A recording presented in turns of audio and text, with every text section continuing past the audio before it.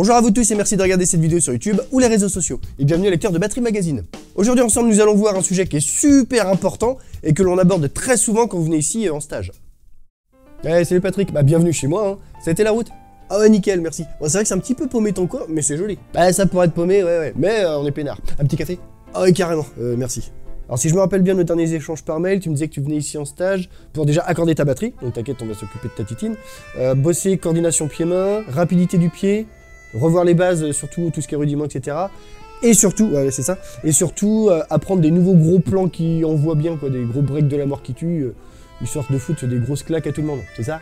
Ah ouais carrément, moi je veux voir tout ça et puis apprendre plein de trucs de fou, des trucs qui sonnent, faire sonner mon kit et tout, ouais.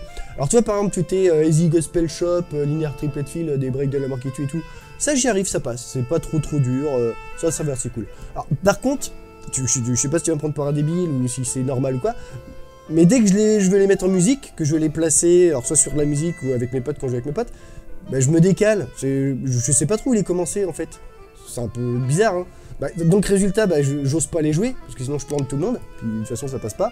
Donc bah, je rejoue des trucs, des breaks qui sont simples, basiques, efficaces. Hein. Alors même ça des fois, je me plante. Même ça des fois je me décale. Ah oui déjà, alors avant d'apprendre des nouvelles choses et de vouloir faire sonner ton kit, on va déjà apprendre à jouer correctement et au bon moment. On appelle ça le repère rythmique.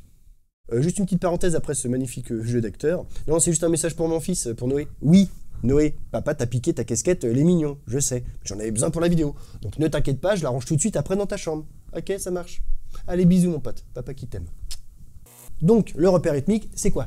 C'est tout simplement savoir où est-ce que l'on est rendu dans une mesure, ou même plus largement dans la structure d'un morceau par exemple. Et si on est conscient de ce que l'on joue et où on est rendu à un moment donné, on est capable de placer un break, plan, fil, tout ce que vous voulez, hein, au bon moment. Et donc aussi de le finir au bon moment. Avoir une grosse technique de terrain et connaître des gros plans de fou, on est bien d'accord que ça ne sert strictement à rien si on ne les place pas au bon moment. Et donc on se décale, et donc on plante tout le monde. C'est aussi débile que ça. Aujourd'hui donc je vais vous apprendre un exercice qui est vraiment super efficace, et vous allez voir aussi en plus qui est super simple, pour vous aider à développer votre repère rythmique. On prend un rythme tout bête, de 4 temps, comme celui-là. Et un break de 4 temps aussi tout bête, comme celui-là.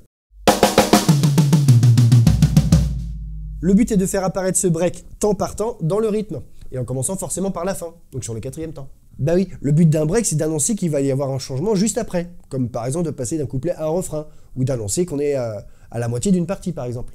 Ah oui, dans cette vidéo je simplifie tout à mort. Heureusement qu'il y a une infinité de raisons et de possibilités pour placer les plans n'importe où vous le sentez. Hein. Oui, je vous le rappelle je sais pas combien de fois, mais en musique il n'y a pas de règles, vous faites vraiment ce que vous voulez. Mais aujourd'hui, les bases, simples, basiques. Je vais faire une vidéo simple, où je vais dire des trucs simples, parce que vous êtes trop cons. Simple, basique, ok. Donc, break à la fin d'une mesure pour annoncer un truc qui commencera sur le premier temps de la mesure suivante. Point. Ok. On commencera par un break de 1 temps qui sera donc sur le 4e temps de notre mesure, à la fin. Et pour notre rythme, cela correspond à cette caisse claire. Le dernier temps de notre break étant les 4 doubles joués sur le tom basse, on remplacera donc cette caisse claire par les 4 doubles du tom basse. Je vous le fais.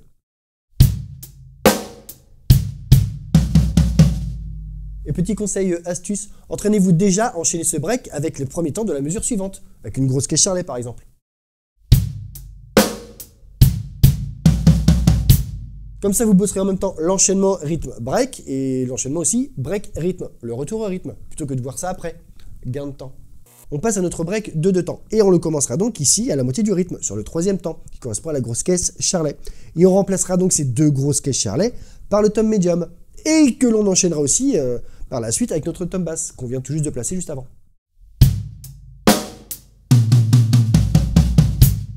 Bon allez, vous avez compris le principe, donc maintenant on trace, hein, on va aller un petit peu plus vite. Pour le break de 3 temps, on va y intégrer le tom alto qui sera la place de cette caisse claire, qui est le 2e temps de rythme.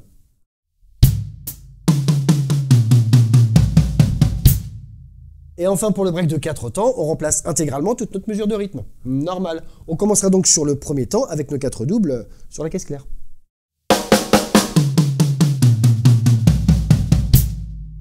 On voit bien qu'on fait apparaître petit à petit notre break dans le rythme. Et grâce à ce super exo, vous saurez maintenant exactement où est-ce que vous êtes et comment placer un break qu'il dure juste 1 temps ou 4. En sachant que les breaks de 1 ou de 2 temps, ce sont ceux que vous jouerez le plus souvent. Ensuite, ce seront les breaks de 4 temps et un petit peu plus rarement les breaks de 3. Mais rappelez-vous qu'il n'y a pas de règle en musique, vous faites vraiment ce que vous voulez. Vous pouvez aussi placer des breaks de 2 temps et demi, 3 temps et demi, 4 temps et demi, 7 temps et demi, dépasser sur la mesure d'après. Aujourd'hui, les bases. On reste simple, basique, ok. Et pour le bosser efficacement, je vous conseille de jouer 3 mesures de rythme, classique, et de faire apparaître notre break sur la 4e, et d'enchaîner le tout. Je vous fais l'exercice en entier, mais un tempo vraiment super cool, hein. On s'en branle royal de la rapidité aujourd'hui, c'est pas le but.